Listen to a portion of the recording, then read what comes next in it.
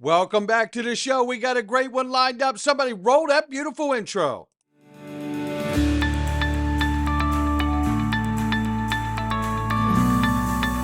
Digital Perspectives with Brad Kimes. Come on in.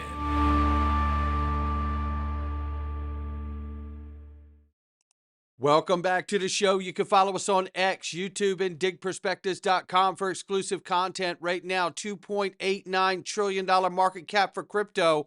The market is off 0.3%. Bitcoin, 85,300 plus. Ethereum, 1989 and change right now. Number 3 spot, XRP at 248. We're up 6.6 on the 24-hour. We're up 8.7 on the 7-day. Now let's take a look at the range of price very quickly between 232 and 257. Now remember, 340 is the magic number I want to see us above. So we're about $1 away from where I want to see us get above. Some say 265. I just say, give me the 340 mark. Let's get above that and have that be support. And I'll be super excited. But nonetheless, we have some things for you to see today before we get out of here. I do want to tell you this. With all the incredible news yesterday, what a historic day it was. The Ripple case is over. And this is a remarkable time. And I'm asking all of you, what are you waiting for? Get your ticket to XRP Las Vegas. Brad Garlinghouse is going to be on stage with Dr. Chris Brummer. And I can't even begin to imagine what that conversation is going to be like, knowing that this case is over. We could even have stablecoin legislation by the time Brad Garlinghouse hits the stage. Imagine this. What you're going to learn at this conference, make the investment in yourself and get your tickets to this conference. Don't forget, Bitcoin Vegas is lined up 3 days right before ours. Hotels, rooms, flights, all of that's going to be very difficult. And I tell you, you need to get your ticket, make the investment in yourself, get this ticket. By the way, if you're a builder or a developer, go to Easy A app and inquire about how you can get on the list to pitch your project or idea, because one lucky builder or developer is going to win $25,000 for the best pitch. That's right. Yeah, we are going to make sure you win some money. Get your ticket, ladies and gentlemen. It's going to be remarkable. Today, President Trump will speak at the Digital Asset Summit, becoming the first sitting U.S. president to address a crypto conference. What crypto policies or initiatives do you think he might talk about today? Well, I imagine the strategic reserve and the stockpile may be the conversation. We'll find out not too long from now. And love this new slogan here. Bank on security, modernize with Ripple custody. Loving that. Credit to Dom Kwok for catching that picture from Easy A, and shout out to Bank XRP for sending it out to everybody to see. Now, Brad Garlinghouse, as you can imagine, being a historic day that it was everywhere yesterday, right? So, and he probably will be making his rounds throughout the rest of this week and next, I'm sure, based on the Ripple case being dropped, which is absolutely surreal to me in the best way. But let's listen to what he says here when he's asked about hopeful that the EVM sidechain will go live in the first half of this year. Think of this while Brad is talking about this, and these are my personal thoughts about the real USD being launched on Ethereum network. Look, there's a lot of activity happening on the Ethereum network, and I believe that they are frustrated because they're hitting so many gas fees and then builder problems and the rest of it. Now, with that being said, I have made mention that Real USD sounds like a mass exodus tool, not only a digital dollar, but a ramp to get you off of that failed network, I believe, which is why it's been struggling so much. Not to say that it won't go up. I just believe that there's real problems with that network. We also understand that CCP China backs it. So that's number one. That's problemo number one right there. So I think it's good that they have the EVM sidechain with Real USD on there, and I think it can help developers to over time, figure out they need to get off of that network. Take a listen here. I wanted to ask you as a subset of that about XRPL. I know that you're not the chief product officer, but one of the things I'm interested in is the EVM sidechain. And what do you think could come from that when that's deployed? So look, I'll back up and answer that, but people forget that the XRP ledger was really at introduction, it had an embedded decentralized exchange. At introduction, it had a tokenization engine. We didn't call it a tokenization engine, we called it an issue asset framework. But that's a tokenization engine. It has an embedded AMM. Now, I think anytime you're thinking about development of core L1 technology, you have to. There are going to be trade-offs. There's going to be trade-offs of capabilities and performance, scalability, cost. So XRP has focused on a certain set of use cases, and I think is exceptionally good. And back to our earlier comment, it's not a zero-sum game. There's going to be other L1s that are better at other things. That's awesome. Now, one of the things we were getting a lot of requests for, and I think the XRP community overall was getting programmability as a, hey, we can't do certain things we think are critical. We introduced some ideas around the ability to support an EVM sidechain last, I think it was sometime in Q4 or early Q4. We are hopeful that that goes live in the first half of this year. Wow. So we shall see. I think there's always going to be this balance of we want the XRP ledger to be exceptional at scalability, speed, and low-cost transactions. And there is I think, a demand to bring other capabilities. And so the support around the EVM sidechain, I think, is going to be great, allowing people who are proficient in Solidity, et cetera, to be able to participate, I think, is going to be great. No doubt about it. And don't forget the point I added, because I think it's gonna serve to be valid over time as well. Brad Garlinghouse dropping little nuggets. Realize what's about to happen. Listen up here. U.S. payments providers have not been as proactive around some of these technologies, and I think that might unlock now. This is quite a little story here that he shares. Take a listen. Where do you think, what's your pulse on where people are going to start? Are they going to start with payments? Are they going to start with custody? Are they going to start with accepting stable coins? What's your sense? Well, I'll start by telling a quick story that I'll leave unnamed, but back to some of the regulatory, frankly, bullshit we've had to deal with. One of Ripple's payment customers actually debanked. We had deposits. So we're behind their firewall from an infrastructure point of view, and their compliance team decides they can't bank us during this past administration. We got debanked, which you're kind of like, oh my God, like this has got to be, you got to be kidding me. I remember it. But look, I think that there will be different strokes for different folks. We are seeing some tier one banks lean into custody as because they have customers and they see the direction of tokenization of real world assets, the need to have a scalable, robust custody solution. For some customers, that is the entree point, and that's one of the reasons why we bought this company a couple of years ago, almost 2 years ago. Others, look, they are fundamentally more of a payments infrastructure play, right? I mean, certainly around remittances and some of the payment providers.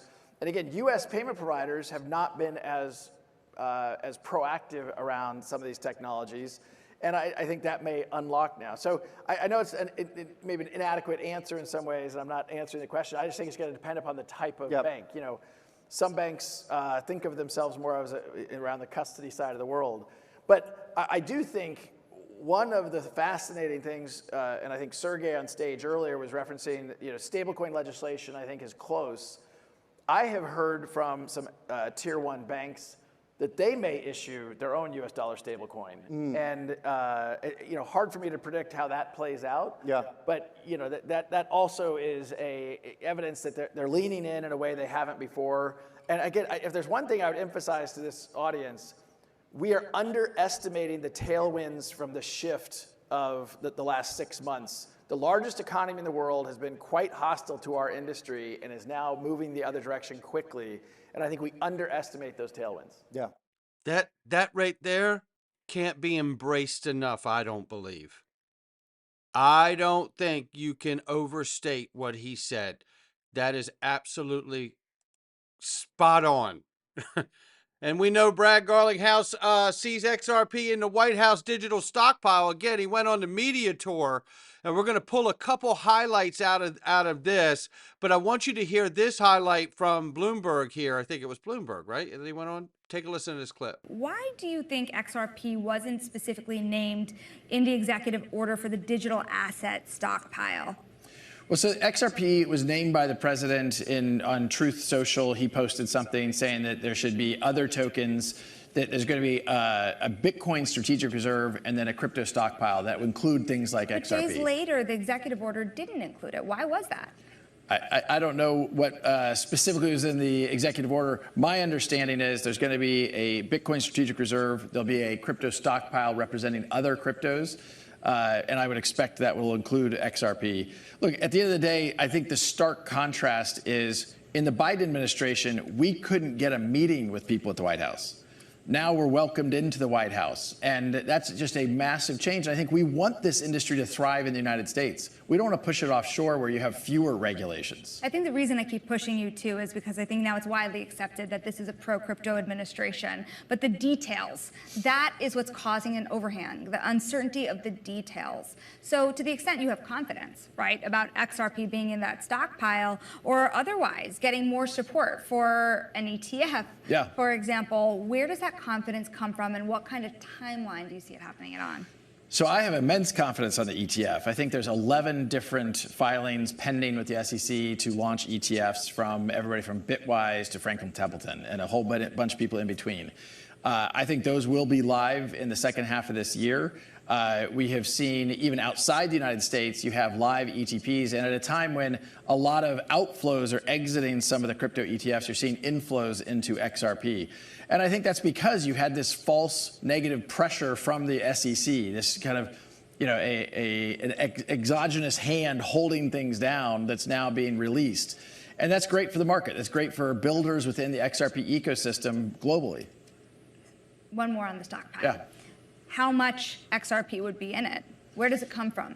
Well, my understanding of what I read about I think there are some questions, and that the devil may be in the details as Treasury implements some of this. Absolutely in the details. But my understanding. But why is she giving him shade? He's not, it's up to the government. He's on the Crypto White House Summit Council. It's like. Is that the stockpile will be represented by seized other cryptos other than Bitcoin that then will be in that stockpile. So to the extent that various law enforcement agencies have seized cryptos, which would include XRP, that those would go into the stockpile in addition to the Bitcoin strategic reserve. That's my understanding. It's interesting to me when I think about all of these things here, and there's a couple other spots I want to highlight as well, but I can't help but feel like, and I talked with my buddy Lee, and he, I floated that the government is going to have to use a blockchain, and I think the XRP ledger may be heavily involved. And then somebody else is out here floating these things too. And I was talking with my buddy Lee, and wouldn't it be funny after Doge gets done doing all of this waste, abuse, and fraud scan from every government agency, that we find out that XRP ledger is chosen like a private ledger, because we know that they have a private ledger for central banks all around the world. We know that they've been working with over 50 governments for years. Why wouldn't the U.S. government be one of them, right? I mean, I'm not saying it is. I'm just saying, how funny would that be to find that out? And it would be absolutely devastating to a Bitcoin maxi. But nonetheless, it'd be fun for us. All right, let's go to 726 and hear about the IPO conversation. I know you want to hear about it because I do too. I'm really wondering about now that there's more clarity for you is an IPO, frankly, in your future now. We talk so much about the potential for the XRP token to be wrapped in an ETF. That is a method of listing. Right. So is listing possible now for you for Ripple? Well, it's certainly something that is possible. The United States SEC under Gensler was so hostile to this industry. I mean, ironically, they approved the S1 from Coinbase and then sued them for doing the things they said they were doing. So this SEC, fortunately, is going to be, I think, very constructive and positive for this industry. So I think that's available, and I think the company's at a stage where we could consider that. That being said, it isn't a huge priority. I think most companies are going public. Raising capital is something that is high on their radar. We have been in a very fortunate position to be able to grow the business organically. We're also, frankly, more proactive in looking at acquisitions. This is an industry that finally is going to be able to thrive in the United States, the largest economy in the world. And I think the industry is still underestimating the shift from the headwinds to the tailwinds That's going to make a bigger difference than people think. And finally, the U.S. market is really unlocked. So it sounds like what you're saying, acquisitions are almost more of a priority now than an IPO for you. So then what would you be looking for to buy, and how big are you willing to go? Now, that's a great question. Well, I'm not going to name names, but look, Ripple at its core is a blockchain infrastructure company. We sell our technologies to business, primarily financial institutions, and we'll look at other things that are blockchain infrastructure companies. I think there will be consolidation this year. There's a lot of excitement about some of the changes, and we will lean into that for sure. So no doubt about it. Listen, there's so many good things about this conversation, and Brad does such a great job at talking about it. I want to play the whole thing, but we'll get to other clips at different times too. So listen to this as I take you to how is the XRP supply managed. I love this conversation right here. Let's go to that right there. I have one more question for you about Ripple and XRP in particular, on the supply and how it's managed and the unlocks. Is there anything you would do to change the amount of supply brought to market? Can you do that? How does that exactly work? Because there is a level of dilution for XRP when more supply is brought in on a regular basis. So this is one of the things I'm glad you asked about, because there's frankly misinformation, sometimes disinformation, people spreading falsehoods out there. The amount of XRP that was created in 2012 when it was first started, when that blockchain was first started, was 100 billion units. That can't be increased. It's slightly deflationary, and now there's about 99.9 billion units. Ripple owns about 42% of that supply. We have had, and for, I guess, 8 years, we published something called the XRP Markets Report, where we share how much we are introducing into the market, because we want that to be predictable. And that has been the case for many years now. And so we will continue to make sure that's very predictable. At some point, maybe we won't be selling as much. We'll see how that plays out in the future. But right now, frankly, we get criticized for owning too much, and then we're criticized for selling some. But we want to do that in a constructive way, which is what we've done for years. This has been a long... Now, what's interesting is that last little bit there, I want you to hear this part. That blockchain was first started was 100 billion units. That can't be increased. It's slightly deflationary, and now there's about 99.9 billion units. Ripple owns about 42% of that supply. We have had, and for, I guess, 8 years, we published something called the XRP Markets Report, where we share how much we are introducing into the market, because we want that to be predictable. And that has been the case for many years now. And so we will continue to make sure that's very predictable. At some point, maybe we won't be selling as much. To make sure that's very predictable. At some point, maybe we won't be selling as much. We'll see how that plays out. To make sure that's very predictable. At some point, maybe we won't be selling as much. We'll see how that plays out in the future. Yeah. And what would make you say that, Brad? Could the U.S. be working out a deal with Ripple to become the steward of that escrow? I don't know. Asking for a friend. Asking for a friend. Or over 160,000 of my friends. Nonetheless, Amonic says here, XRP breakout to $20 plus is imminent. I got excited when I saw this because, first of all, Monix does solid work out here. You should give him a follow. But number two, Egg Crypto told us about a couple weeks ago we could see an explosion of XRP in about a month. So we might be down to a couple weeks now. And then I saw this. XRP from Gert Van Lagen here. XRP 2 weeks is set to continue its bull market parabolically after bouncing off the neckline of this 7-year-old double bottom. Ascending triangle targeting at least $38, Gert says. Last breakout of lesser caliber brought price twice its parabolic target, so this is very conservative, he says. Well, if Gert is right, I can tell you right now, lunch is on me, Gert. Financial advice from me or anyone else. I'm super excited. What a historical day it was yesterday to have that case drop. And things are only going to continue to get better and unfold, and I can't wait for it. Look, I hope you guys will join us in the Freedom Zone, ladies and gentlemen. Click that join button underneath the title and come on in. Listen, it's worth the price of admission because you get every single daily video with 0 Google ads, as well as extra content as well. It's worth the price of admission, I can tell you that. For the cost that's less than the cost of a cup of coffee per month. Come on in. Not financial advice from me or anyone else. All right, welcome back. We're coming into the Freedom Zone today, and we're going to listen to the U.S. Treasurer. Oh, yeah. And let's hear what he's got to say today. And then we're going to talk about some things.